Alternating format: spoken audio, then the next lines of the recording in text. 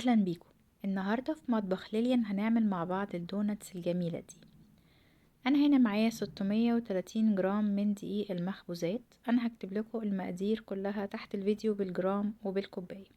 معايا 80 جرام من الزبده، معايا بيضتين، معلقه من الخل، 50 جرام من السكر، معايا معلقه كبيره من اللبن الباودر، معلقة كبيرة من الخميرة حوالي 10 جرام، كيس ونص من الكيس اللي عندنا لان الكيس عندنا 7 جرام، لو عندكم الكيس 10 جرام يبقى هو كيس واحد. نص معلقة صغيرة من الملح، 250 جرام من اللبن الدافي حوالي كوباية ومعلقتين. اول حاجة احنا نبتدي نجهز الخميرة بتاعتنا. هناخد اللبن الدافي، هندوب فيه السكر والخميرة كويس قوي علشان الخميرة بتاعتنا تبتدي تتفاعل شوية قبل ما نحطها على الدقيق. هنقلبهم كويس قوي ونغطيهم ونسيبهم على جنب. هنحط على الدقيق الملح وبقية المكونات كلها ما عدا الزبدة. كل المكونات بتاعتي بدرجة حرارة الغرفة. البيض مطلعينه قبلها بساعة مثلا، والزبدة لازم كل المكونات تبقى بدرجة حرارة الغرفة. هنحط البيض، طبعا هنحط الخل علشان احنا محطناش فانيلا، فالخل بيشيل زفرة البيض. هنبتدي نحط المكونات بتاعتنا كلها في العجانة وهنحط عليهم خليط اللبن والخميرة والسكر. بعد ما ابتدت تتفاعل هنحط كله مرة واحدة ونبتدي نقلب المكونات دي مع بعض. احنا لسه مش هنعجن، احنا بس هنخلط المكونات في الاول، نتأكد ان نسبة المية او السوائل في العجينة كويسة. يدوبك دقيقة دقيقتين بس بالعجان وبعدين نختبر العجينة.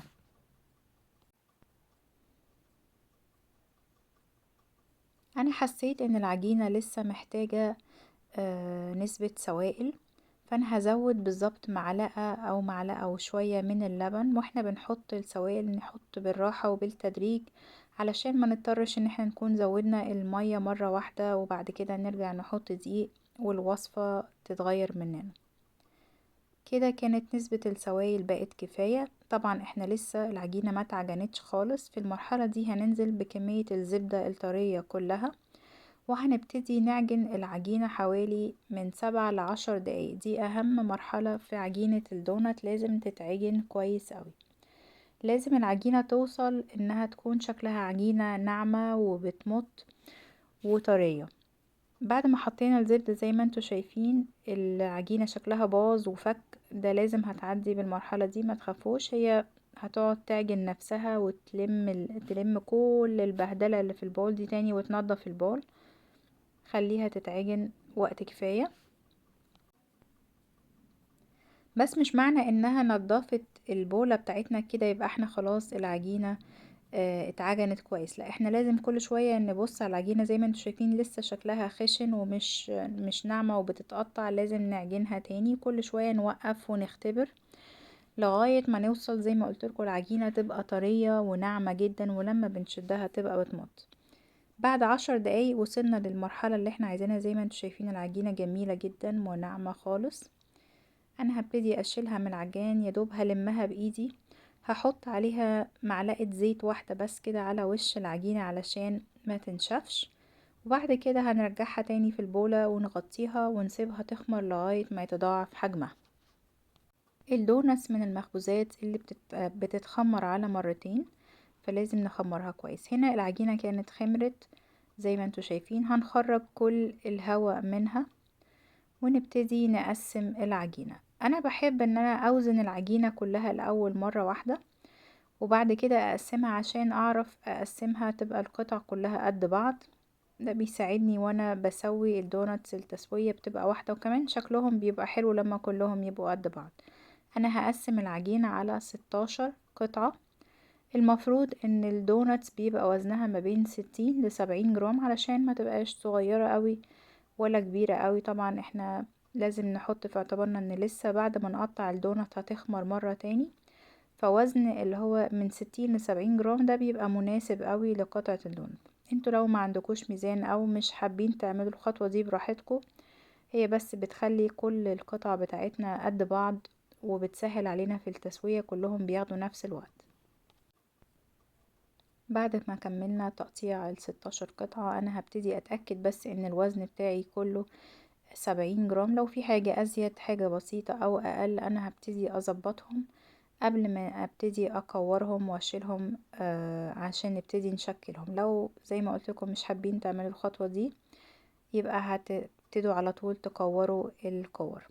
زي ما انتوا شايفين بنعملها زي البقجة كده، بنقفلها من تحت ونحطها على الرخامة ونقعد ندورها بايدينا لغاية ما تعمل لنا كورة ناعمة خالص. نسيبها على جنب وناخد واحدة تانية نلمها من تحت زي البقجة، نقفلها كويس قوي قوي من تحت ونحطها على الرخامة وبايدينا نقعد نكورها لغاية ما نوصل لشكل الكورة الناعمة زي ما انتوا شايفين. دي اسهل طريقة نعمل بيها الدوناتس، اسهل ما ان احنا نفرد بالنشابة ونقطع وبعدين نلم العجينة ونفرد تاني. دي طريقة سهلة اوي. احنا كده هنفرد كل كورة بايدينا، هنبططها بالراحة قوي كده اهو لغاية ما يبقى سمك العجينة وسط، لا هو تخين قوي ولا رفيع قوي، تقريبا بسمك صوابعنا زي ما انتوا شايفين السمك كده. وهنجيب قمع من الأقماع اللي بنستخدمها في الحلويات علشان نعمل بيها الفتحة اللي في النص. هندوس عليه كويس لغاية ما يقطع العجينة ويعمل لنا الفتحة بتاعة الدونات. انا كنت مجهزة صينية عليها ورق من الزبدة مقطعاه، ورق الزبدة ده هيساعدنا واحنا بنقلي الدوناتس. هنعمل واحدة تانية بنفس الطريقة، هنبططها لسمك متوسط وبالقمع هنعمل الفتحة اللي في النص. ندوس عليه مرة واحدة وندوس كويس وبعد كده نشيل القطعة اللي في النص دي ونحطها على ورق الزبدة. طبعا القطعة الصغننة دي ممكن تلموها تاني وتعملوها او تعملوها زي الميني دونتس. انا دلوقتي هخمر العجين في الفرن. الفرن طبعا مطفي بس انا بحب احط مية مغلية في بولة او صينية احطها جوه الفرن. البخار بتاع المية بيساعد ان الدونتس تخمر بسرعة وكمان وشها ما بينشفش. بعد ما الدونتس خمرت للمرة التانية هنبتدي نقلي الدونتس. الزيت بتاعنا لازم يكون اقل من المتوسط بشوية. المفروض ان احنا لو عندنا ترمومتر تكون درجة الحرارة 160. لو ما عندكوش ترمومتر احنا هنحطها اقل من المتوسط وهنجيب اسياخ او سيخ من الشيش طاووق ونحطه في الزيت.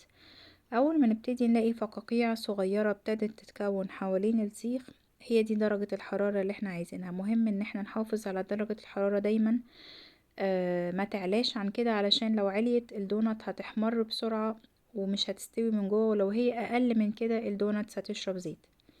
هنبتدي نمسك الدوناتس من ورقة الزبدة بالراحة وننزلها في الزيت. زي ما انتوا شايفين الطريقة بتاعت ورقة الزبدة دي خلت الدوناتس تنزل الزيت من غير ما شكلها يتغير. لو جينا ننقلها بايدينا من غير ورقة الزبدة ممكن تتبطط او شكلها يتغير. دي فايدة ورقة الزبدة. وبمنتهى السهولة مجرد ما بتنزل الزيت احنا بنعرف نشد ورقة الزبدة بالراحة جدا وبتفضل الدوناتس شكلها جميل. واحنا بنقلب الدوناتس احنا مش هنستخدم اي حاجة غير 2 من اسياخ شيش الطاووق. دي اسهل طريقة تحافظ على شكل الدوناتس. هنحط واحد بالراحة قوي بيبقى في نص الدونات في الفتحة بتاعتها وواحد يسندها من تحت.